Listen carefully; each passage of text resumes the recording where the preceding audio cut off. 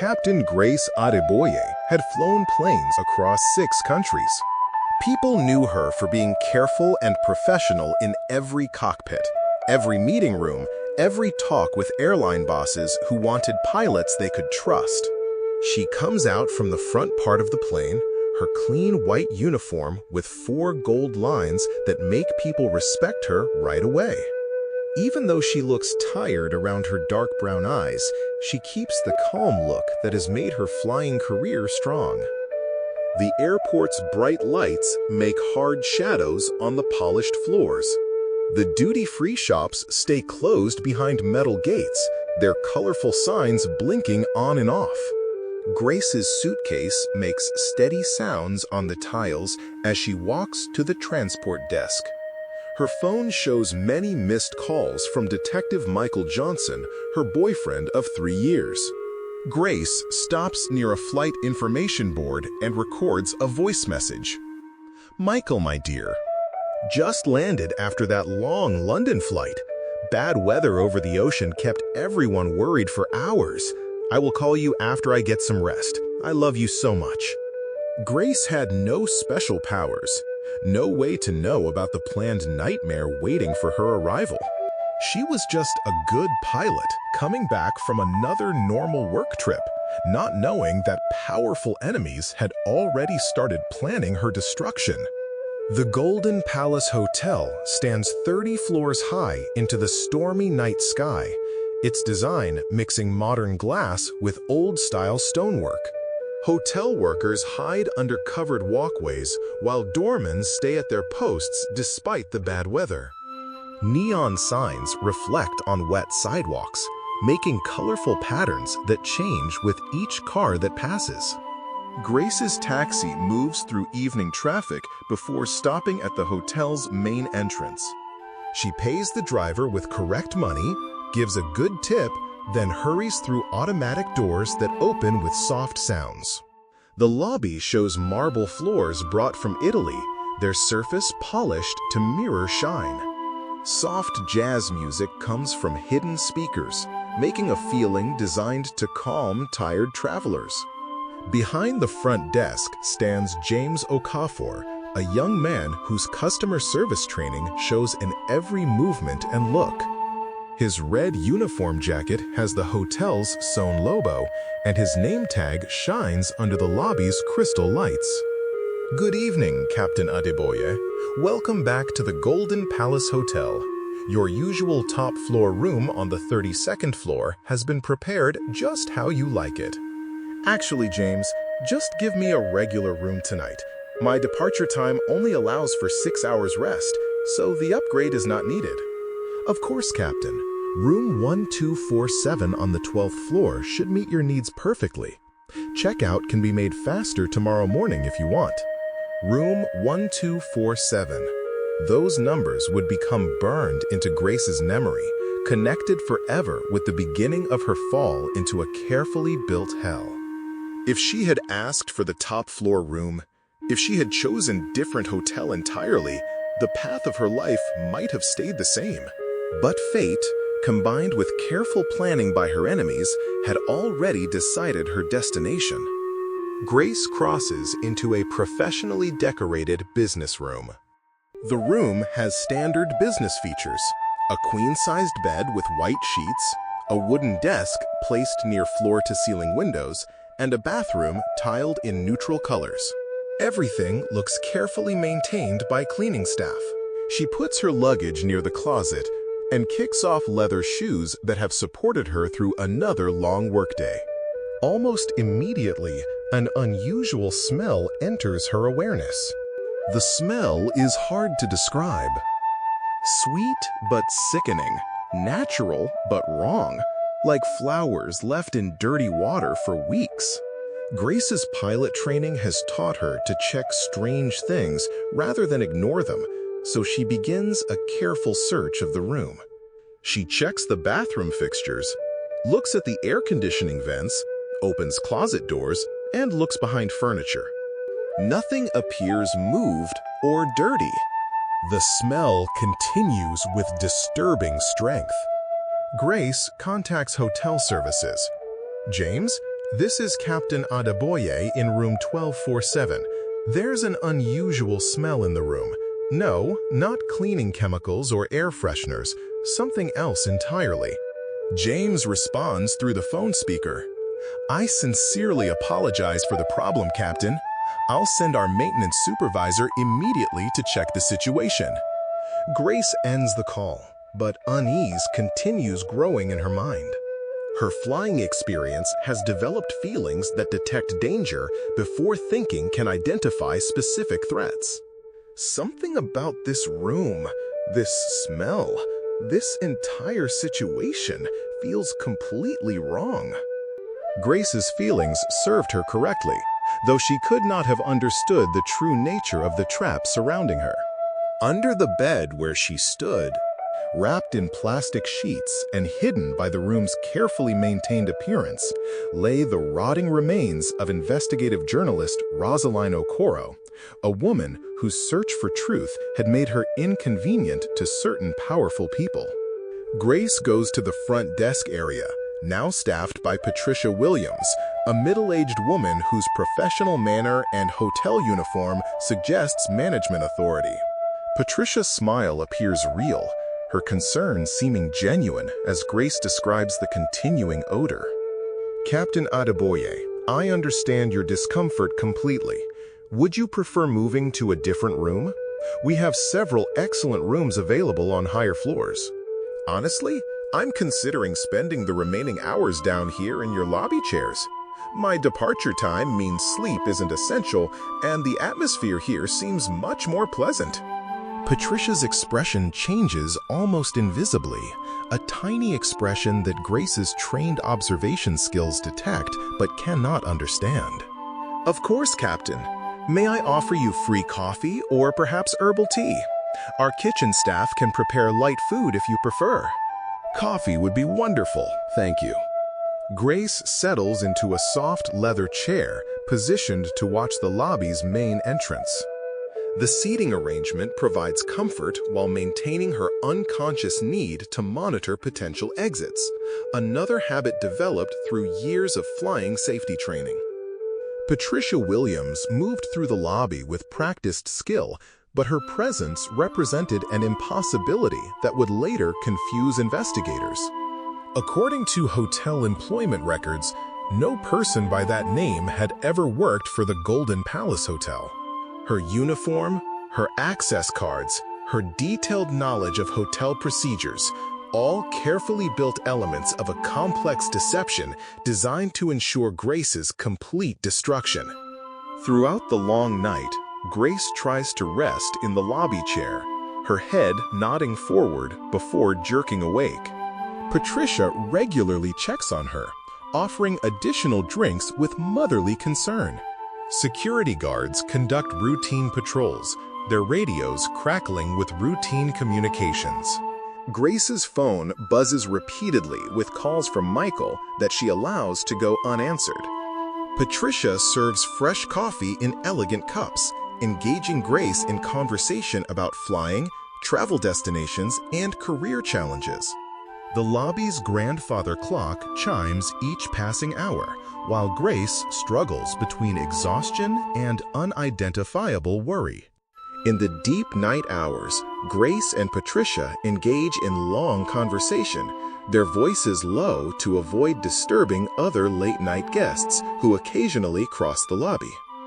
Flying must provide incredible perspective on the world, Captain. Do you ever tire of the constant travel?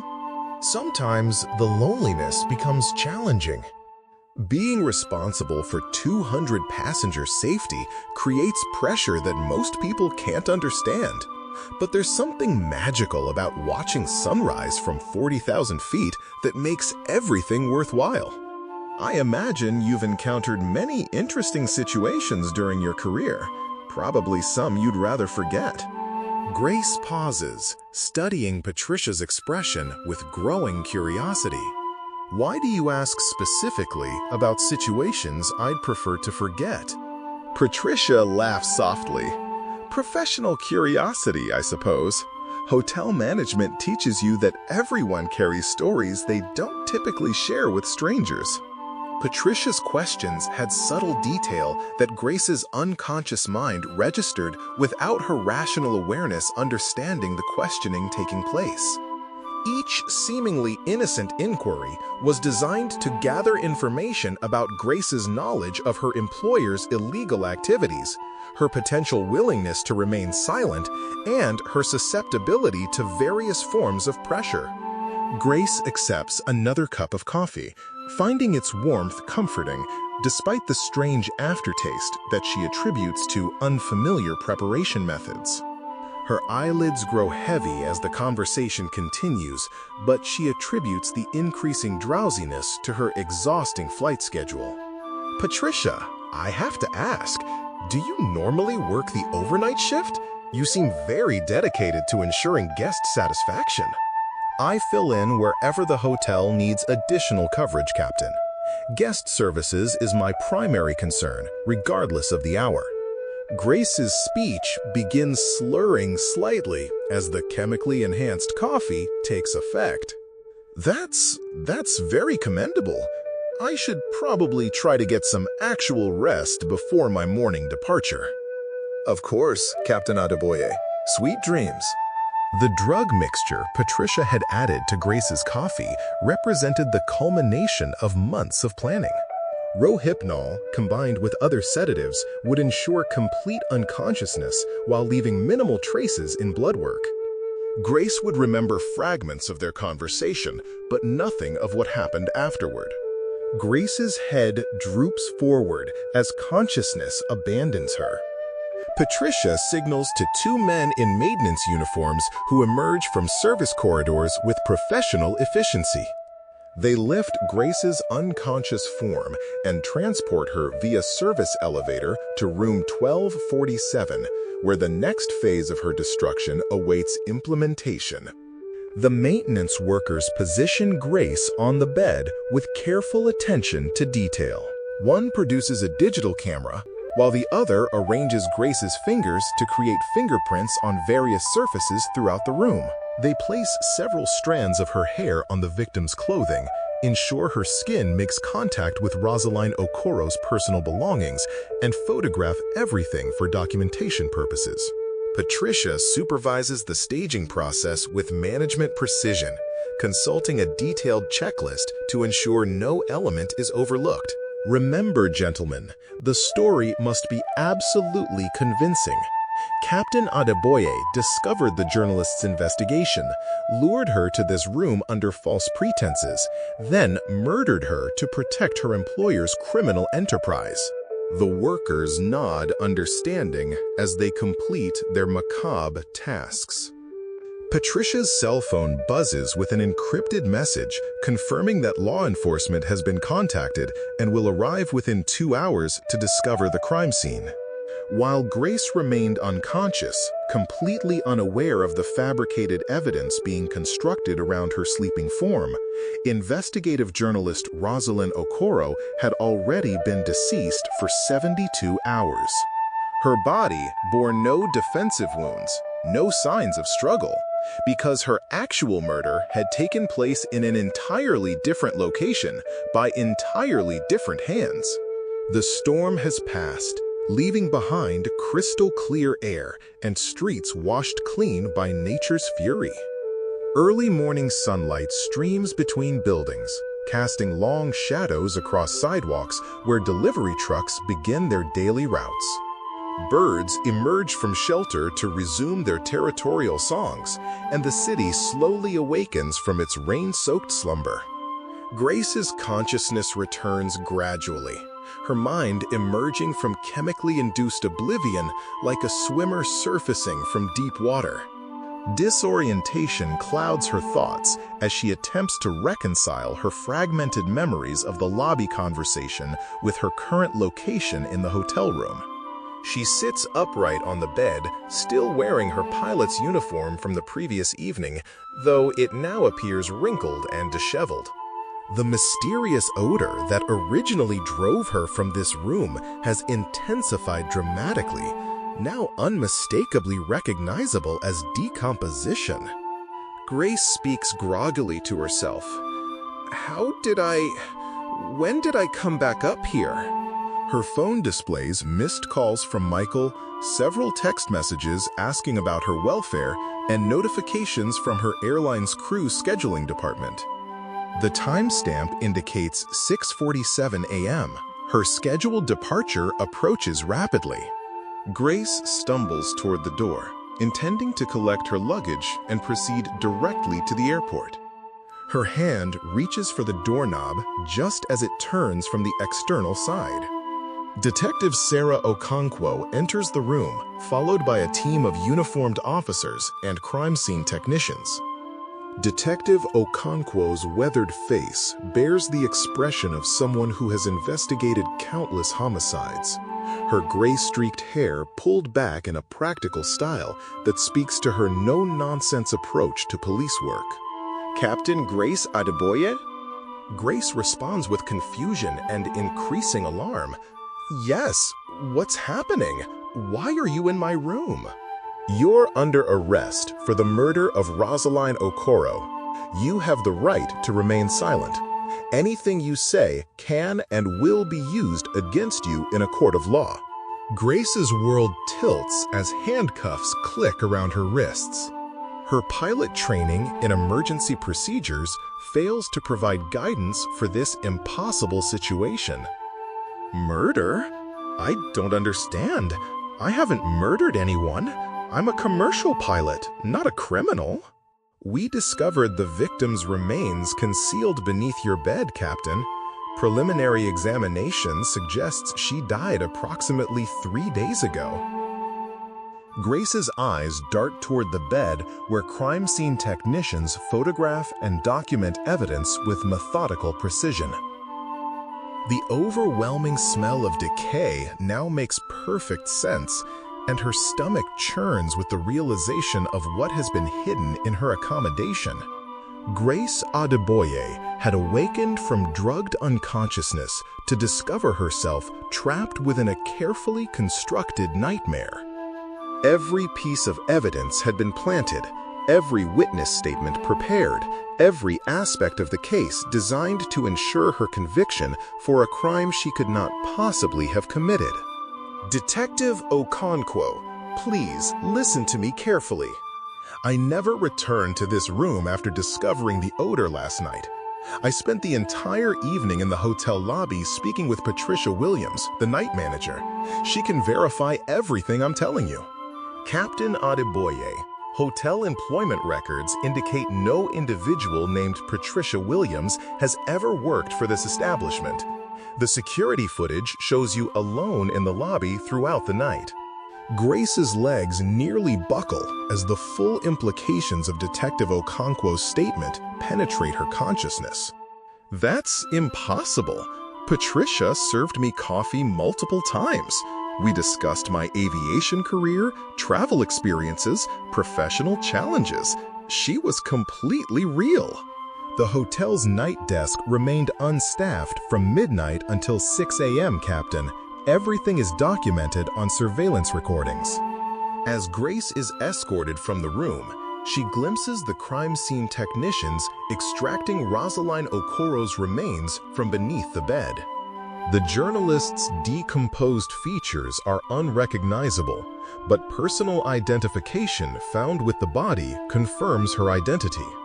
Rosaline Okoro had spent the final months of her life investigating corruption within the aviation industry, specifically focusing on Eagle Wings Airways and its mysterious chief executive, Jonathan Davies. Her research had uncovered a sophisticated drug smuggling operation that utilized commercial flights as cover for transporting narcotics across international borders. Media personnel have already assembled outside the hotel's main entrance, their cameras and microphones tracking Grace's emergence in handcuffs. News vans line the street while reporters broadcast live updates about the pilot's arrest for murder. Grace keeps her head down, attempting to shield her face from the invasive photography, but the damage to her reputation has already begun. Her professional career, built over years of dedicated service and impeccable safety records, crumbles in real time as the images are transmitted worldwide. A reporter speaks to camera. We're outside the Golden Palace Hotel where Captain Grace Adeboye of Eagle Wings Airways has just been arrested in connection with the murder of investigative journalist Rosalind Okoro. Another reporter speaks into a microphone.